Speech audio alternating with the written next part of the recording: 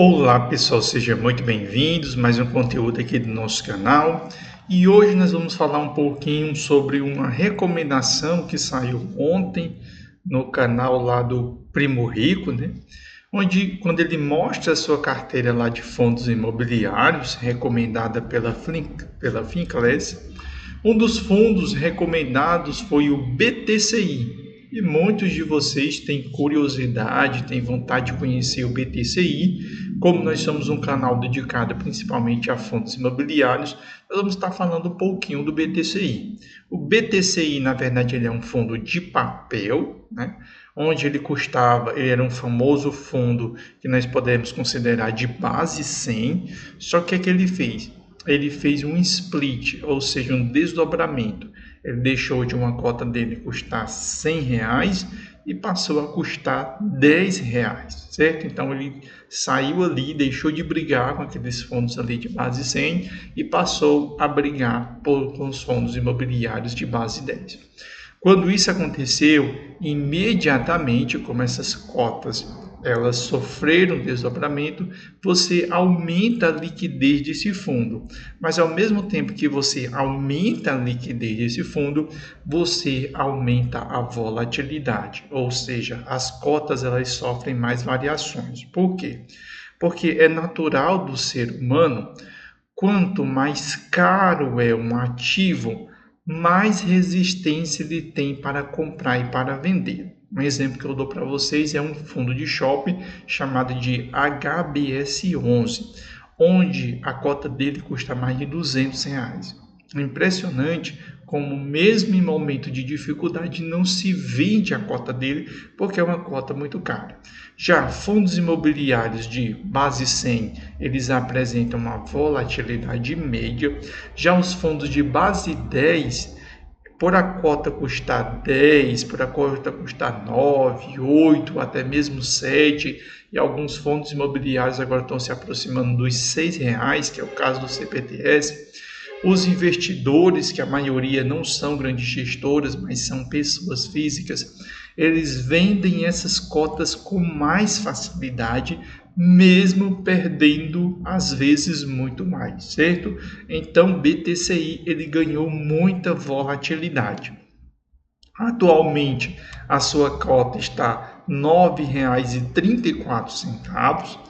O seu dividendo está 11,92, ou seja, está pagando mais do que a Selic, porque, embora a Selic esteja pagando na casa dos 11,75, o que acontece? Você vai ter o desconto do imposto de renda, certo? Então, mesmo que venha subir aí para 12%, 12,5%, quem sabe 13%, ainda seria mais interessante você ficar no BTCI. Por quê? Porque o Tesouro Selic você tem o desconto do imposto de renda. Já os dividendos não, eles são até o presente momento isentos do imposto de renda. Outra vantagem de você comprar o BTCI é que ele está com um desconto de 7%. E um dos princípios básicos que nós aprendemos quando começamos a investir em fundo de papel, que nós não compramos fundo de papel acima de 1. Ou seja, o seu preço sobre o valor patrimonial não pode estar acima de 1. Por quê? Porque fundo de papel ele compra dívida.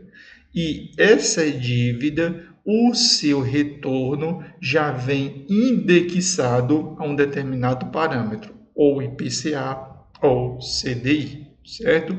Então, se eu te empresto R$ 100, no próximo mês esses R$ 100 vão continuar sendo R$ 100. Só que eu vou adicionar uma taxa, IPCA 7, IPCA 6, IPCA 8, ou CDI, CDI 1, CDI 2. Já no fundo de tijolo, nós compramos acima de 1, por quê? Porque hoje o seu imóvel custa 70 milhões, no ano que vem, esse mesmo imóvel que estava sendo avaliado na casa de 70 milhões, ele vai ser reajustado e, por exemplo, ele se torne agora, esse mesmo imóvel, ele passe a valer 74 milhões. Por quê? Porque o imóvel ele vai se valorizando ao longo do tempo. Claro que tem imóveis que se desvalorizam, sim, mas a tendência dos imóveis é que eles sejam corrigidos no mínimo pela inflação. Então, nós aceitamos ainda pagar acima de 1. Fundo de papel, não. Se você compra fundo de papel acima de 1, você está perdendo dinheiro. A liquidez dele está a 1,64 milhões por dia, ou seja, você compra e vende ele com muita facilidade. E mesmo num cenário que nós estamos, ele ainda mantém uma rentabilidade de 8,35%. Por quê? Porque nós temos o seguinte cenário aqui. O BTCI não era um fundo muito conhecido pelos investidores. Então, o professor Mira, o que ele fez? Ele recomendou, aí há mais ou menos uns 8 meses atrás, a compra do BTCI. Então, muita gente passou a investir no BTCI. Depois, ele sugeriu a saída do BTCI, dessa carteira de R$50 que ele divulgou na internet, e que você comprasse o SPXS11, fizesse essa substituição para entrar no lugar do BTCI. Então, o número de cotistas deste fundo estabilizou, porque ele vinha explodindo o número de investidores. Quando foi ontem, o Primo Rico recomendou o BTCI. Então, como o Primo Rico recomendou o BTCI no seu canal, nós vamos ver uma subida dessa, ou seja, nós vamos ver uma valorização dessas cotas, porque eu já vi isso acontecer quando o professor Mira recomendou na carteira dele de R$50 os fundos imobiliários, certo? Então, quando o professor Mira recomendou, imediatamente essas cotações começaram a subir. Quando ele recomendou venda, as cotas começaram a cair, né? Porque ele divulgou essa informação não privada, mas divulgou na internet, onde todos vocês podem ter acesso.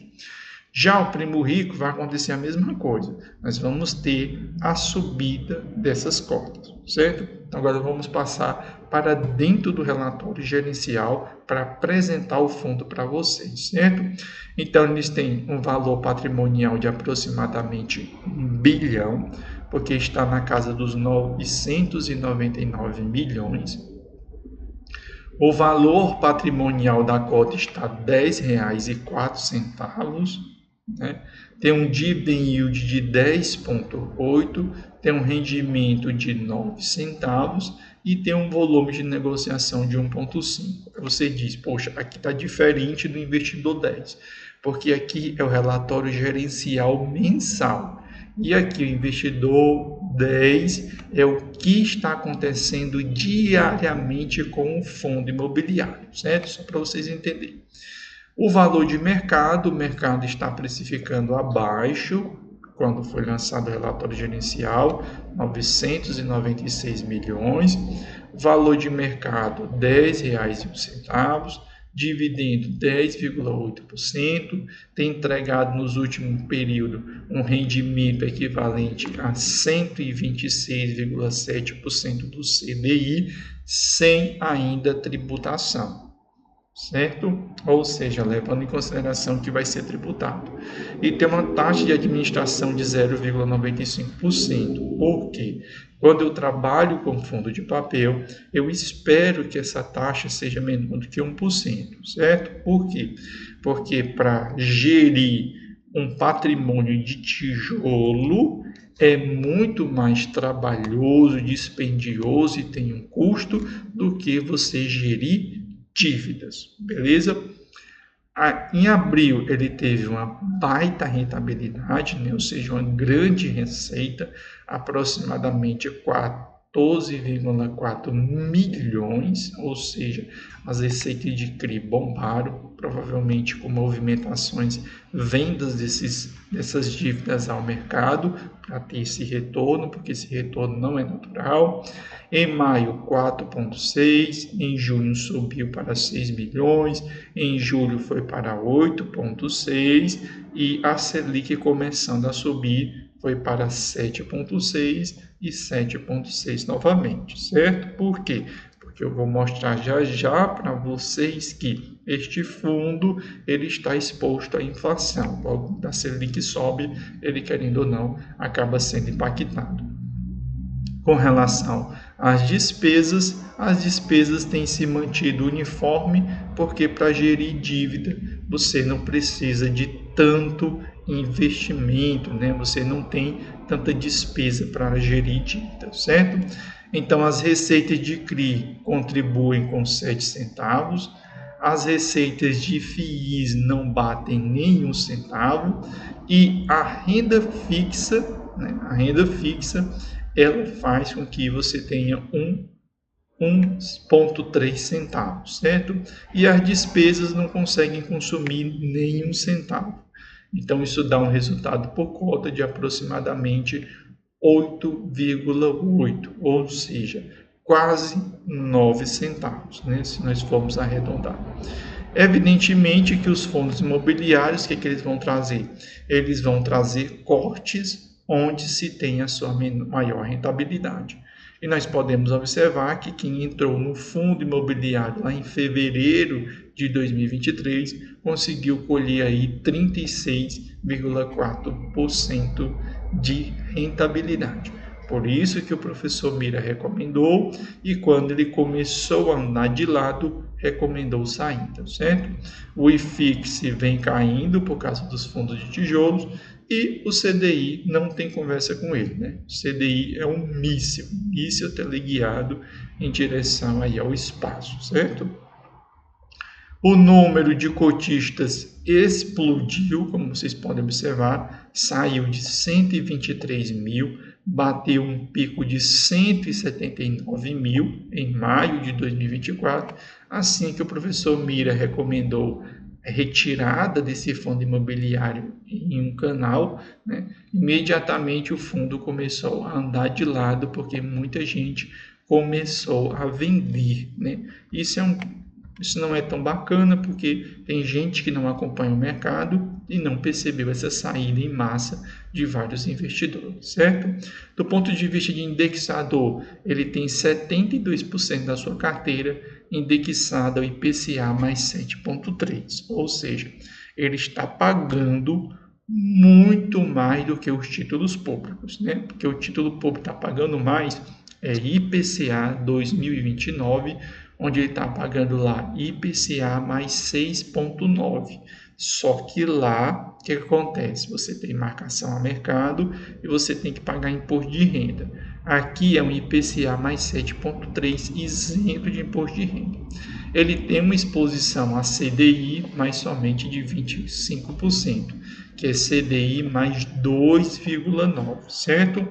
Então, ele entrega bom retorno em cenário de Selic alta? Entrega, mas ele entrega um bom retorno principalmente quando a inflação dispara.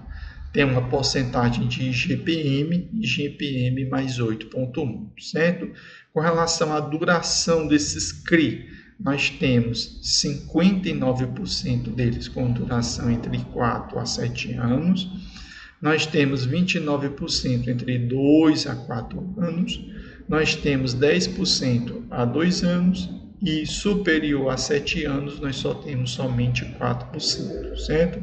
A localização dos seus CRI, principalmente região sudeste, nós temos aqui 69% de exposição desses CRI na região sudeste, que é o principal centro econômico. Nós temos região nordeste somente 15% e região sul 16%, certo? Com relação ao setor, 38% para o segmento logístico, né? O segmento logístico que foi muito beneficiado aí na pandemia. Residencial, 18%, que tem sofrido muito com a Selic alta. Shopping consegue performar muito bem em qualquer cenário devido à diversificação e 9% no varejo, certo? Se nós descermos mais aqui um pouco, nós vamos conseguir ver cada um dos ativos e nós conseguimos ver, por exemplo, a Casa Shopping, ela acabou pegando aí um CRI, ou seja, emitindo um CRI, o BTCI comprando esse CRI a um IPCA mais 9,35, ou seja, bem agressivo, duração de 4,8 anos, né? Aí, no caso, 65 milhões, o que dá 6,6% do PL do fundo, né? Que é interessante, você ter PLs, porcentagem de PL um pouco mais baixo, né? Que é um pouco mais agressivo, de 6,6%. O ideal é que ele seja pulverizado aqui, ó, na máximo 1 ou 2%, você ter disposição para você ter diversificação, porque o Brasil, infelizmente, é o país dos mal pagadores, certo? Nós temos também os CRI, que nós chamamos de tático, que eles são CRI de curto prazo, ou seja, você fica de olho nas movimentações do mercado, você compra para imediatamente vender, você não quer levar ele por muito tempo, você só vai se beneficiar daquele momento de estresse do mercado. Então ele pegou aqui um IPCA mais 5%, né? Com a duração de 6,4 anos, onde ele acabou investindo aí, né, na casa de 51 milhões, o que dá um PL de 5,1%, a exposição que ele tem ao General Shopping. Se nós descermos aqui para ver a carteira de fundos imobiliários, a gente percebe que ele é um fundo majoritariamente indexado à inflação. Aí o que ele faz? Ele monta uma carteira de fundos imobiliários indexados principalmente à inflação, né? Canip, que é o fundo da Quineia, uma grande exposição à inflação. XPCI, que é um fundo da XP, também exposto à inflação.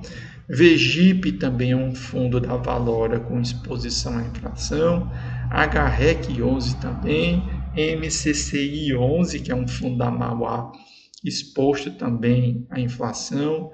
VGHF é um hedge fund, né? Ou seja, um desses novos fundos com a nova estratégia. Shopping 11 e BTYU11. Não vou mentir para vocês, não conheço, porque geralmente esses fundos esses últimos aqui, são fundos específicos e não estão abertos para o investidor em geral, certo? Além disso, claro, ele vai se aproveitar do mercado. Tem renda fixa, tem 31 milhões em 100% do CDI, tem o yielding de 31 milhões e, evidentemente, todo mundo se aproveitando do Tesouro Selic. Ele tem 21 milhões em Tesouro Selic, ou seja, também aí um excelente resultado, certo? Tem outros ativos aqui, mas não impactam tanto na carteira, só chamando a atenção da compromissada, que está indexada ao CDI, com rentabilidade aí de 90%, e você tem aí 20 milhões, o que corresponde a 2% do PL do fundo, certo? Então, para você ficar de olho no fundo, esse é um fundo que se beneficia bastante em cenário de Selic muito alta ou de inflação muito alta. Nesse momento que Selic está subindo para segurar a inflação, é normal que ele pague pouco. Mas independente se a inflação disparar ou se a Selic disparar, ele vai pagar bastante. Claro, ele vai pagar muito, mas muito mais se a Selic começar a arrefecer e a inflação começar a disparar, certo? Então, espero que vocês tenham gostado do conteúdo. Você que ficou até o final aqui no nosso canal, segue o nosso canal, comenta, curte, como também dê a sua sugestão de pauta aqui para o nosso canal. Valeu e até o próximo vídeo.